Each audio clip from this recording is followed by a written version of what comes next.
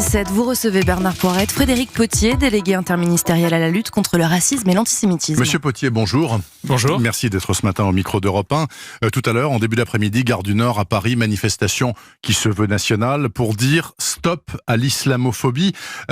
Monsieur Mélenchon, tout à l'heure sur Europe 1, disait c'est une marche d'unité des Français. J'irai à cette manifestation. Vous la voyez comme ça, cette marche, une marche d'unité des Français ou une marche de rupture ? Non, moi je n'irai pas parce que je pense que le mot d'ordre, les conditions d'organisation de cette marche sont trop floues, trop ambiguës pour être utiles.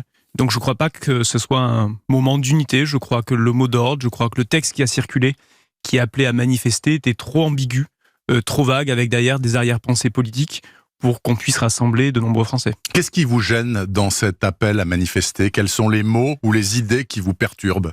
Tout d'abord, il y a ce terme, islamophobie. Moi, je préfère parler de racisme anti-musulman ou de haine anti-musulman.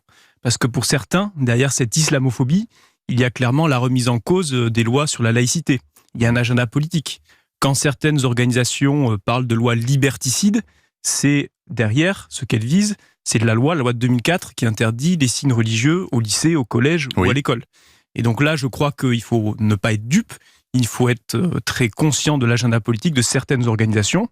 Après, on est dans une démocratie, que certains y aillent, c'est grand bien leur face, qu'ils veuillent signer la pétition, là encore, c'est leur affaire, mais en tout cas, moi, je n'irai pas. Eh bien alors, aussi, certains appelants à manifester, comme par exemple le collectif contre l'islamophobie en France, est-ce que ce CCIF est douteux, selon vous, dans ses objectifs ? Moi, je considère que le CCIF n'est pas dans une approche républicaine.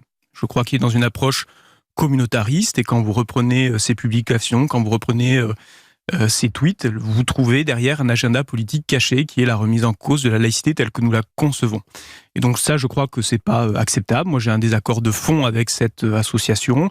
C'est pas nouveau, mon prédécesseur l'avait aussi, donc simplement il faut ne pas être dupe là encore et l'assumer.